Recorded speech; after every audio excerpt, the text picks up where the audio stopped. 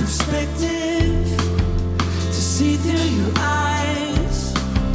My hope burned to ashes, but you're calling it back to life. I'll stand for your heart, clear air and steady hands.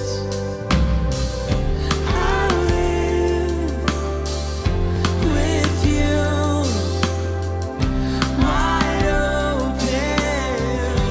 And I'm so done with chasing the small dreams, and I'm not bringing back all the dead things, and I'm not going back to the old me. I'm choosing you,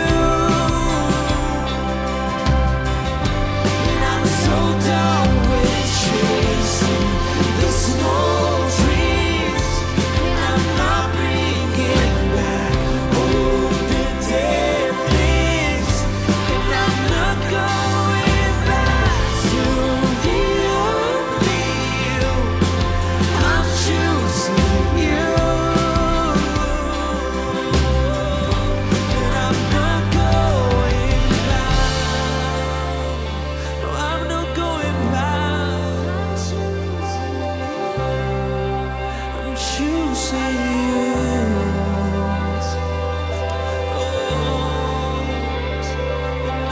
This moment, not just this moment.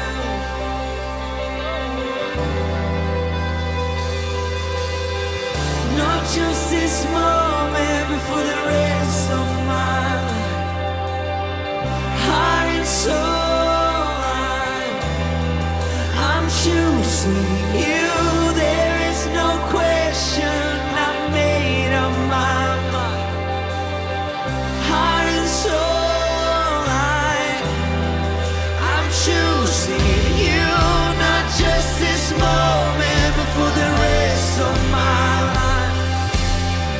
Heart and soul. I'm choosing you. There is no question. I've made up my mind. Heart and soul. I'm choosing you. Not just this moment, not just this moment. Heart and soul. I'm choosing you. There is no question. I've made up my mind. Heart and soul. And I'm so done with chasing the small dreams. I'm not bringing back all the dead things. I'm not going back to the old me. I'm choosing you, and I'm not going back. I'm choosing you, and I'm not going back. I'm choosing you, and I'm not going back. The old me. I'm choosing you. Not just this moment, for the rest of my heart and soul. And I'm choosing you. And I have no question. I made up my mind. I'm choosing you. I'm choosing you. There is no question. You're still my first love. You're still my only one. You're still my first love. You're still my only one. You're still my first love.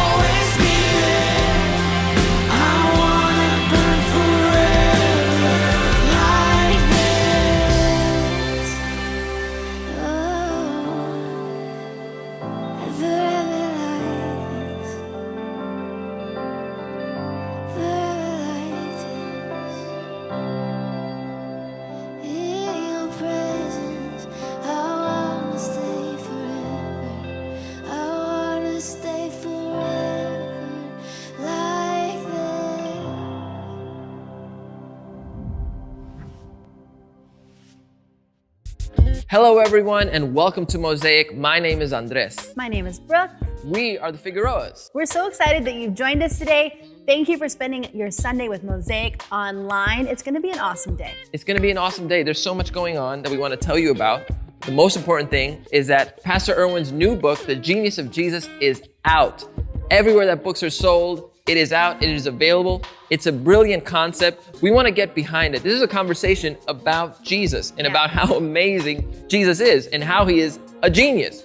It's so incredible. We want to encourage you as a community, whether you are locally in LA or online, let's get behind it. Let's support it. Let's be with Pastor Erwin. This is such an important message.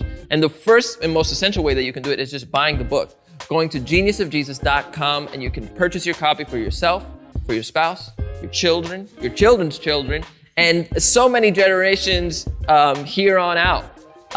Just get behind it. This is going to be an amazing opportunity. Don't miss out. And if you're not already in a Genius of Jesus book club, there's still time to join. We have them online and in person, wherever there are Mosaic campuses and all across the world. So head to mosaic.org/book clubs to find a book club near you. Yes, and tell us about this. I hear that there's a podcast also about the Genius of Jesus. Yes, Pastor Erwin launched a special podcast for the release of the Genius of Jesus, and it's called The Genius of. He's meeting with leaders across all different industries, art, creativity, business, and he's getting down to the root of how they developed their own personal genius.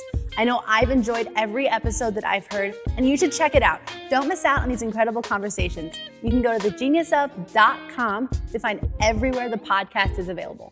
Yeah, no, and this conversation has been so enriching. One of my favorite chapters in the book is The Genius of Power, where Pastor Erwin talks about how our finances, our resources are a way of us exercising our power, utilizing our power.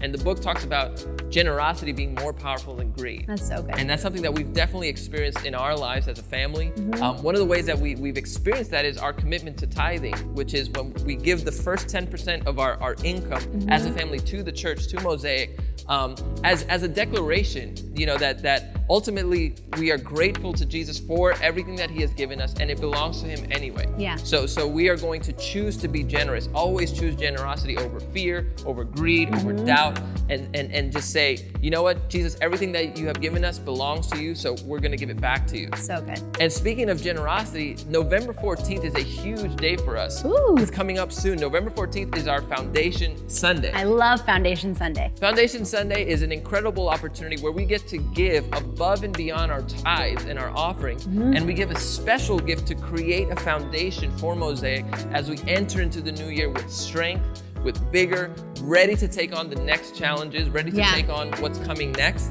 And we do that together. We do that through giving, we do that through generosity, we do that through sacrifice. November 14th, Foundation Sunday. You don't want to miss it. This week we're continuing our Genius of Jesus series with Pastor Erwin McManus. This week is the Genius of the True. I can't wait for you to hear this message. I know it has impacted me so profoundly. So let's lean in, prepare our hearts, and let's listen together.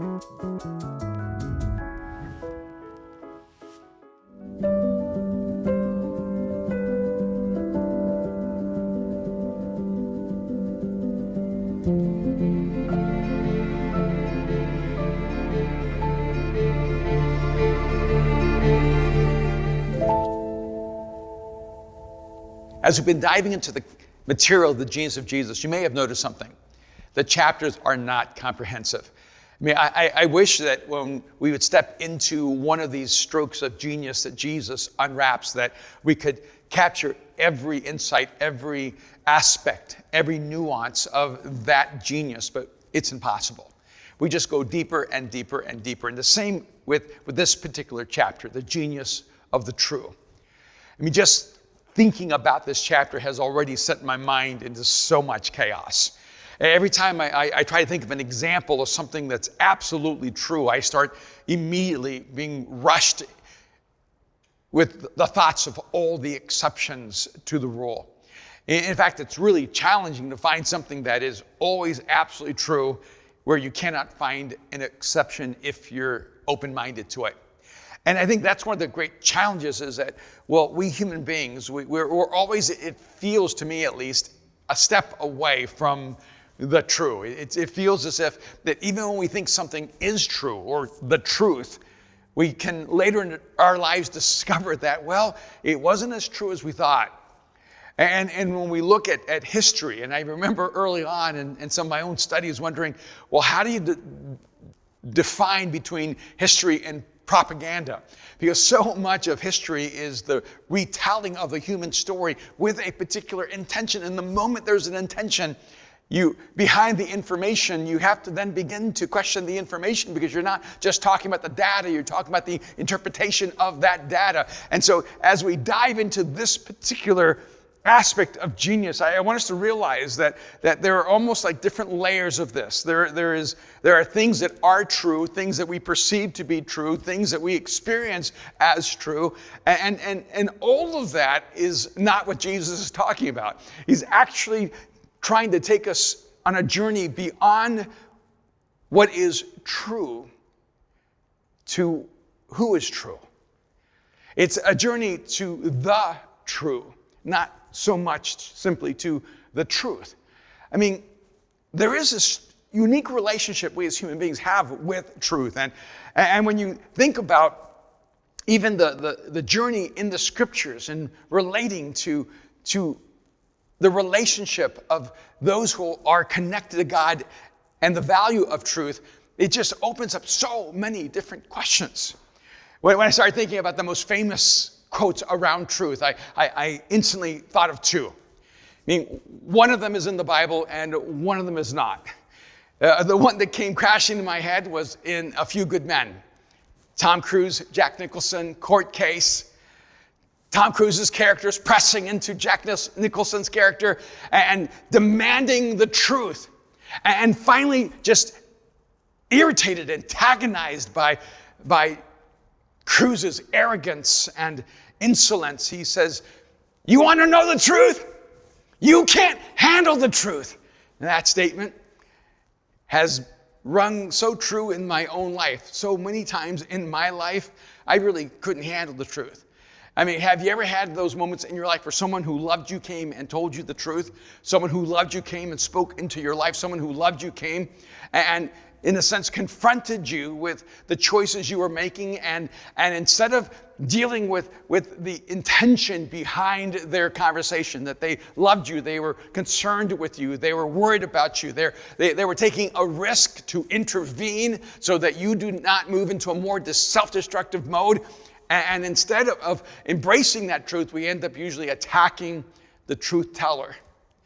And I know in my own life, there have been many, many times where I was living my life making a personal declaration that I cannot handle the truth. I just want to live out my truth. And if my truth is in contradiction with the truth, then I don't want to know the truth. And by the way, I do think that's a part of where we are in this time in history. I think that there are many of us who actually can't handle the truth because it violates our truth. And we have a higher value of living our truth than we do of living out the truth. And then it goes even deeper than that. See, because when we're living out our truth, that actually has a huge implication that we are the source of what is true. But when we're at least searching and struggling for the truth, it's an acknowledgement that there is truth that is outside of us, and that there may be a source of truth that is more credible than us. So I'm going to assume that all of us right now are able to handle the truth, that even if it hurts, even if it's something that irritates us, that we want to know the truth regardless of the consequence.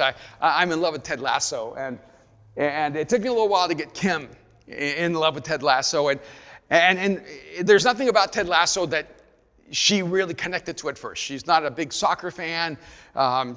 She's not really as attracted to the actors who are involved at first. And so I had to ask her, but finally when she watched it, she was addicted. Now Kim has a huge problem with just a lot of profanity on television, and so it's always really hard for her. Every time she watches the show, she goes, I just can't watch the show, I can't watch the show, but then she sits back down and she finishes the show with me. And one of the things I love is that Ted Lasso starts seeing a therapist, and the therapist will say to Ted, remember, The truth will set you free. And I don't know how many people watching Ted Lasso know that she's actually quoting the Bible, that she's actually quoting Jesus. And so here this therapist in Ted Lasso is giving the world this advice: the truth will set you free. But then she adds as this caveat, but first it will piss you off. Now, there could be no more true assessment of how we actually experience the most profound engagements of truth in our lives. Yeah, I think most of us, we're really open to the truth that agrees with us. But where the real challenge is, where the rubber hits the road, where there's friction, and the necessary friction to bring life change, is when it's the truth that sets us off. It's the truth that makes us mad. It's the truth that confronts us. It's the truth that upsets us. It's the truth that doesn't feel palatable to us. It's the truth that almost like feels a violation of our truth. And then we have to decide whether we align our lives with the truth that is actually at war with us. So I'll probably have to admit that you can't handle the truth is most likely the most well-known statement around truth in our culture, but it's not the most well-known statement in history. Probably the most famous or infamous conversation around truth is between Jesus and Pontius Pilate. In John chapter 18, beginning of verse 33, John tells us this: Pilate then went back inside the palace, summoned Jesus, and asked him, "Are you the king of the Jews?" "Is that your own idea?" Jesus asked. "Or did others talk to you about me?" "Am I a Jew?" Pilate replied. "Your own people and chief priests handed you over to me. What is it that you have done?" And Jesus said, "My kingdom is not of this world. If it were, my servants would fight to prevent my arrest by the Jewish leaders. But now my kingdom is from another place." "You are a king then?" said Pilate. Jesus answered, "You say that I am a king. In fact, the reason I was born and came into the world is to testify to the truth. Everyone on the side of truth listens to me." "What is truth?" retorted Pilate. With this, he went out again to the Jews, gathered there, and said, "I find no basis for a charge against this man." What is truth? That question from Pilate, which was really more of a statement, has echoed throughout history. What is truth? There's this juxtaposition of Pilate pretending he's searching for the truth, and Jesus standing in front of him who actually personifies the truth. And it's this ironic imagery of the truth is right in front of you. And the question then becomes not Pilate's question, what is truth? But the unspoken question from Jesus, would you recognize truth if it was standing right in front of you? I get this question all the time. Does it really matter what is true as long as it's true to me? And even when it comes to belief systems, people say, well, aren't all religions the same? And it's really a non-philosophical way of saying, don't all lies lead to the truth? Does it really matter if there is a truth? Doesn't it all just end up washing out in the end? It's, I think, a hopeful question. Doesn't it all just lead to the same place? Because I hope that really it's motivated by our desire for everyone to end up in a good place. But what you can know throughout life is that lies do not take you where the truth does. That what is false does not take you to what is true. And you can know that on a personal level. See, let's just, for a moment, just move God to the side and talk about our own life experience around truth. I can tell you, without even knowing you, without knowing the specifics of your life, that the people that you are closest to, the people that you've been able to have a sustained relationship with, the people that you trust, are the ones who tell you the truth. The people that maybe once you trusted, and maybe once they were close to you, once you felt intimate with them, once you maybe even thought you loved them, and once you even trusted them, but when they lied to you, and they lied to you, and they lied to you, it began to break down the relationship that you had with them. And eventually, you either moved into a dysfunctional relationship of brokenness and fragmentation and dysfunction, or you finally had to decide that you could not maintain the relationship with them, because a relationship of intimacy, a relationship that is authentic, a relationship that is healthy cannot exist without truth. Because without truth, there is no trust. And without trust, there is no intimacy. And so just on a human level, we humans are clearly designed for truth. And I thought a lot about this. This is, to me, so odd. I mean, why do we need truth to be healthy as human beings? Because so many times, in fact, I was in a conversation with my wife, Kim, last night. And as we were talking about some philosophical issues, I immediately said, well, even if there's no God, and I started explaining it, she goes, Erwin, there is a God. And so there we were by ourselves having a private conversation. And she got mad because I immediately said, even if there's no God. And she goes, Erwin, there is a God. And I said, honey, I know there's a God, but our brains don't work the same. I try to remove God from the formula to try to look at the reality of life, which allows me to break things down in a way that a person who does not believe in God actually sees it. And I think one of the great challenges is, and one of the great questions is, why is truth so essential if there's no God? Even people who are atheists and agnostics, even people from completely conflicting belief systems, have a relationship with truth that is undeniable. Have you ever heard that phrase, you can have too much of a good thing? I don't know if that's actually true. I mean, I was thinking about it. You usually don't have anybody who's a health coach telling you don't drink too much water. I mean, I suppose you can drink too much water, but usually water is pretty healthy for you. Or don't inhale too much oxygen. Be careful, moderate how much oxygen you're breathing. I mean, I know you can hyperventilate, but that's really a different dynamic. And frankly, you cannot love someone too much. You can have a dysfunctional expression that shadows love, but it's not love. That is unhealthy. But you actually can't love too much. See, I don't think you can be too compassionate.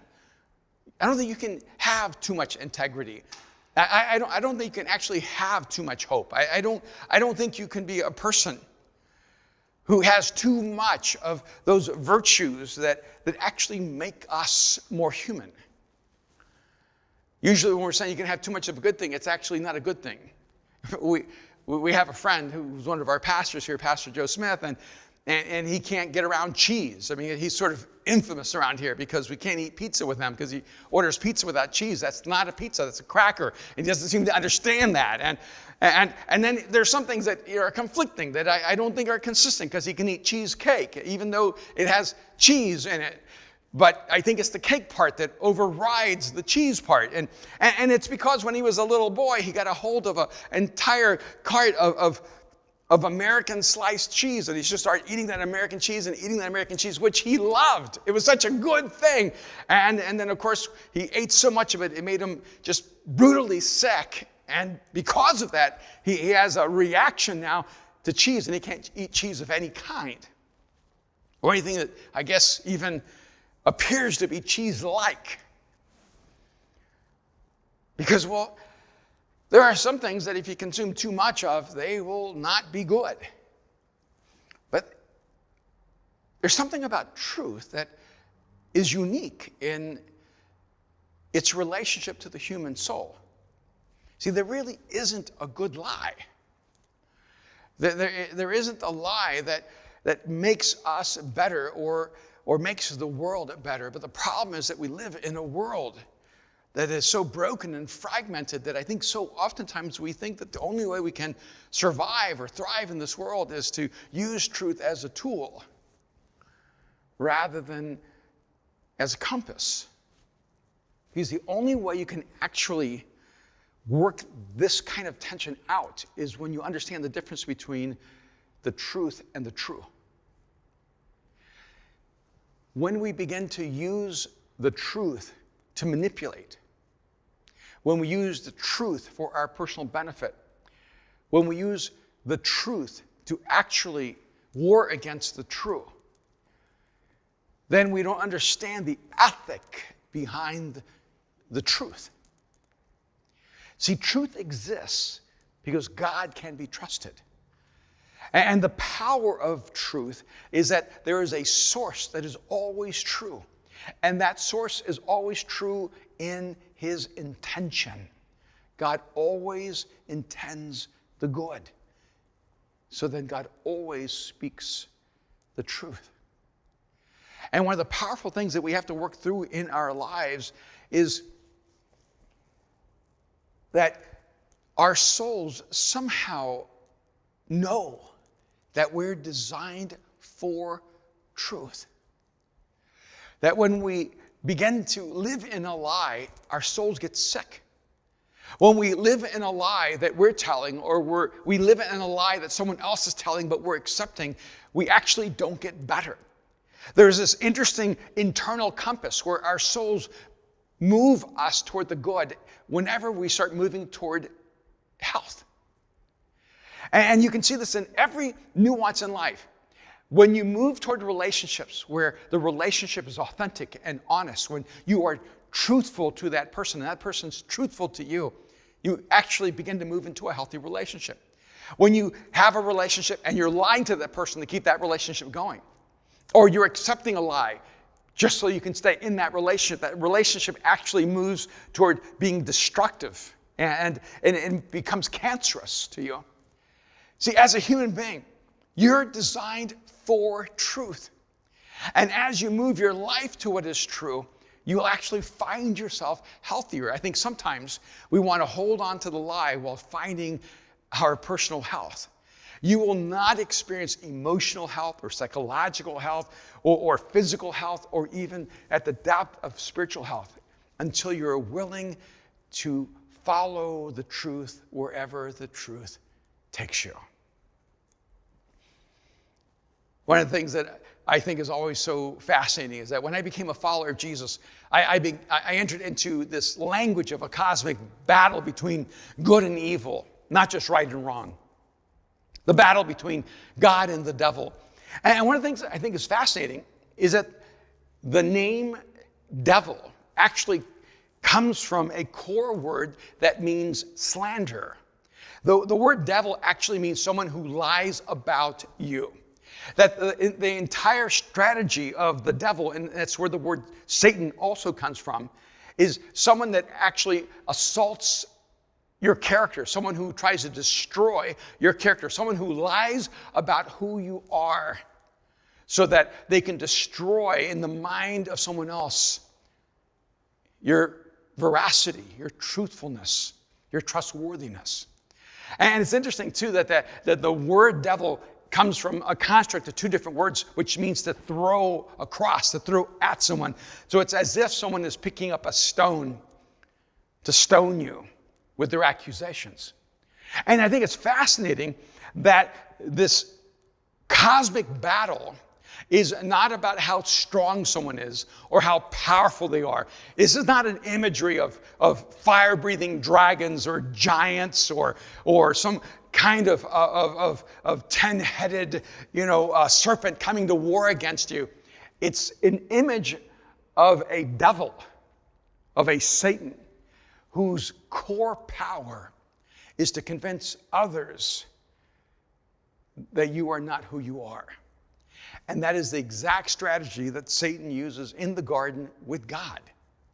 And there's this interesting little moment in Genesis where the serpent comes to Eve and Adam, and they're in the middle of the garden enjoying paradise, and the serpent is trying to get them to eat from the tree of the knowledge of good and evil. And this is what the serpent says in Genesis 3, verse 5. For God knows that when you eat from it, your eyes will be opened and you will be like God, knowing good and evil. And so right in this moment, what the serpent is actually doing is convincing them that God is not who he says he is, that God is not who he claims to be. He is actually using the most subtle approach towards slander. And he slanders God's character and convinces the man and the woman that God could not be trusted with their lives, that God could not be trusted with his intention toward them. You need to realize that this cosmic battle between good and evil, the cosmic battle between God and Satan, is actually a battle about truth. It doesn't surprise me then that in the Ten Commandments, the ninth commandment is so clearly connected to the strategy that the serpent uses in the garden. Both in Exodus and in Deuteronomy, Moses lists the Ten Commandments. In Exodus chapter 20, verse 16, he tells us, you shall not give false testimony against your neighbor. Again, in Deuteronomy chapter 5, verse 20, he says it again, you shall not give false testimony against your neighbor.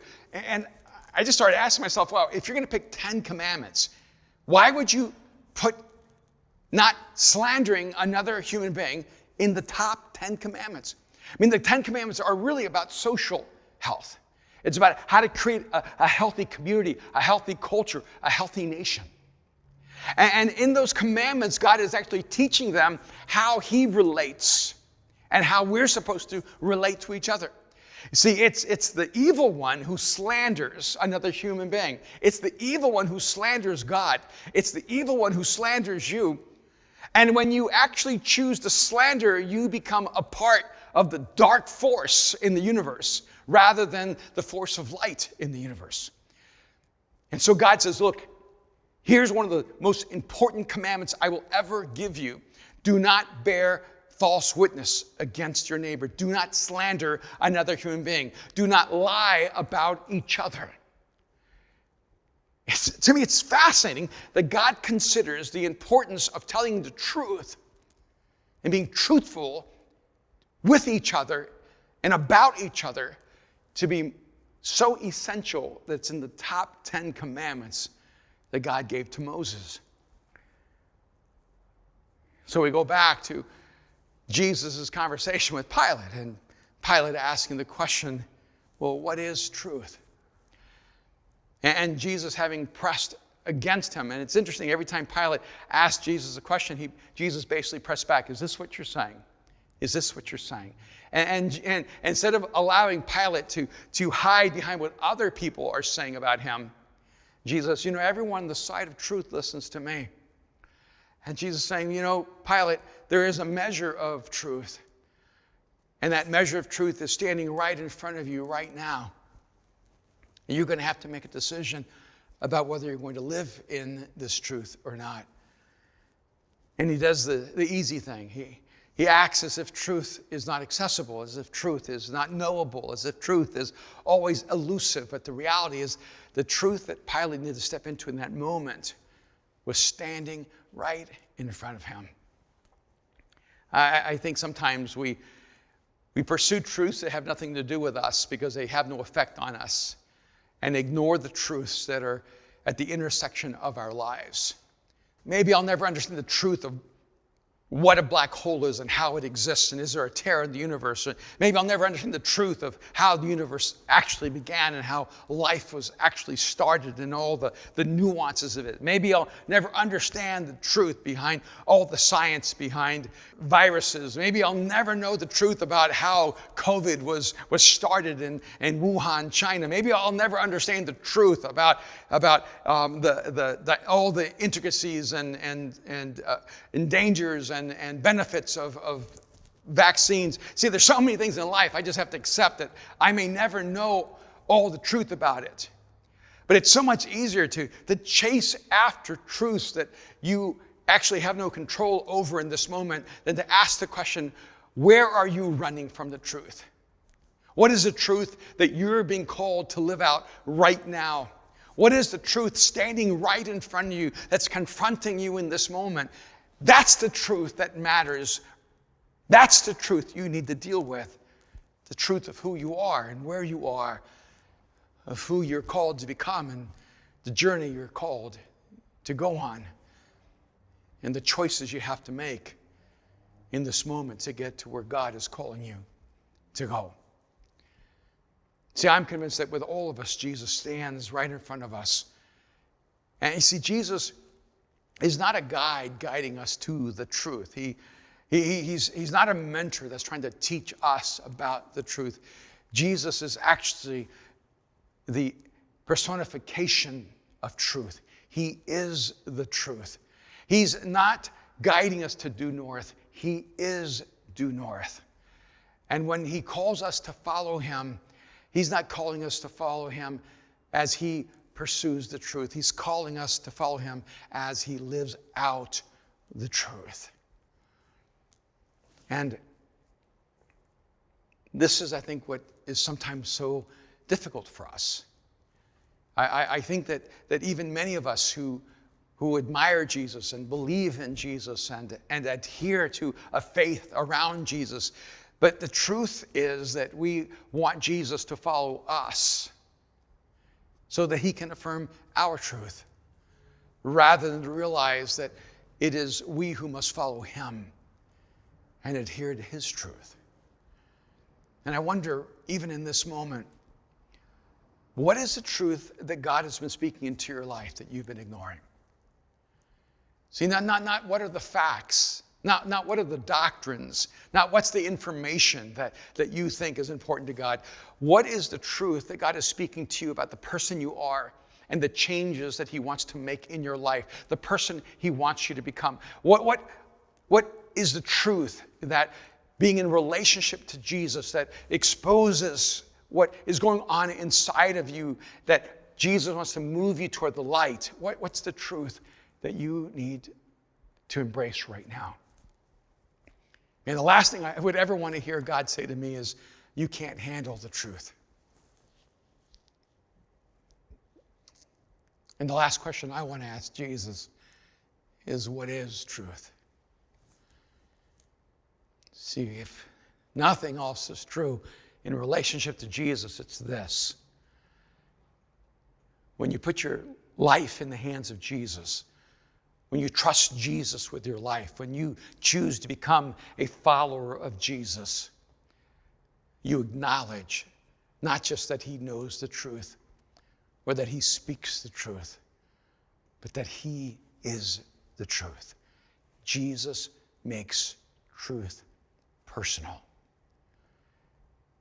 And he wants to make it personal in your life and in mine. Sometimes I get really nervous because in many ways I'm entrusted with truth. People depend on me to speak the truth. People hope and believe that I will live the truth. And I cannot tell you how weighty it is to know that I need to be really careful with everything I say. I need to always make sure that what I'm saying to the best of my knowledge and ability is the truth. But I can tell you that there have just been times in my life where I've just been wrong. I just didn't have the right information, or I had all the information that was available and then more information came. I've just been wrong. I've had to grow and change my mind and change my convictions and change my perspective. And anyone who says they've never been wrong is just not facing the truth. And I know that I'll have perspectives or maybe even have beliefs or make decisions that in retrospect, one day I'll look back and go, oh, that wasn't the right decision. I should have made this other decision, or that wasn't the right analysis. I should have actually seen the data differently. And because you see, I'm human just like you are. But I can tell you this. See, I cannot control my infinite inadequacy in relationship to all the truth in the universe.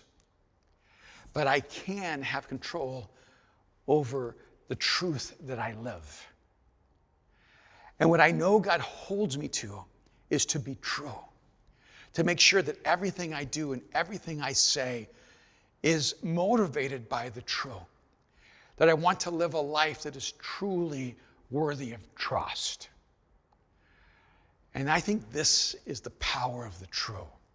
It's not that you're always right, but you are always trustworthy. And what Jesus has come to do in your life and in mine is not to always make us right, but to always make us true.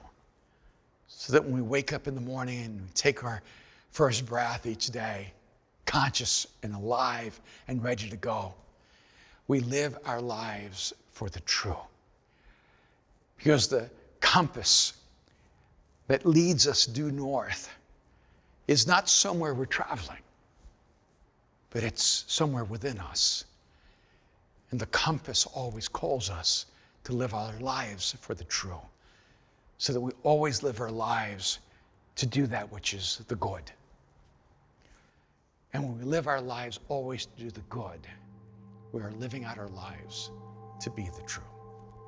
And maybe you're listening right now, and a huge part of your struggle has always been, I don't know if I can trust God, or I don't know if I can trust Jesus with my life, and I get it. But I want you to realize that if you're struggling trusting God, it's not because God's not trustworthy, it's because people have not been trustworthy in your life. See, if you're struggling to put your trust in Jesus, it's not because Jesus is not trustworthy. It's because maybe people who believed in Jesus were not trustworthy. And I want you to realize that there's no human being, not even the ones who sincerely believe in God, not even the ones who sincerely believe in Jesus, who will ever perfectly reflect the truthfulness of God. But Jesus can be trusted with your life because he doesn't just bring the truth, he is the truth, because he is the one who is true. And if you'll trust him with your life, he will always be faithful. He'll always be true. He will never leave you or forsake you. And when he says that you will belong to him, that will always be true. That he will always love you, that will always be true. That he'll never walk away from you or reject you, that will always be true. That he has for you unconditional, endless, eternal love, that will always be true. That no matter what you do, he will always forgive you. That there will always be more grace for you. That will always be true. And that's why I can tell you without hesitation, the best decision you can ever make is to cross the line of faith and to give your life to Jesus and to trust him that he will be true to you. And if you're here right now and you know you need Jesus more than anything, and you don't have all the answers because none of us do, but what you know is that you need God. 2,000 years ago, Jesus died on a cross and rose from the dead so that you could live, so you could know forgiveness and freedom and life. If you're ready to receive that life and trust Jesus with your life, I want you just to pray this simple prayer right now. It's not everything you and God need to talk about, but it's where it begins. Right now, wherever you are, just pray this prayer. Just speak to him and tell him, Jesus, I give you my life. Right now, just tell him, Jesus, I give you my life. Jesus, I give you my life. Jesus can be trusted with your life. And he wants to take that truth that he is and place it in you. And if you just prayed that prayer and gave your life to Jesus, I want you to know that God has come to live within you, to dwell in you, that you belong to him and he will never leave you or forsake you, and that you will begin to live your life in the true. And it will be the most powerful sense of freedom, because you'll know even when you mess up, even when you make mistakes, even when you get things wrong, that God is transforming your intention to always want to live your life to do good in the world.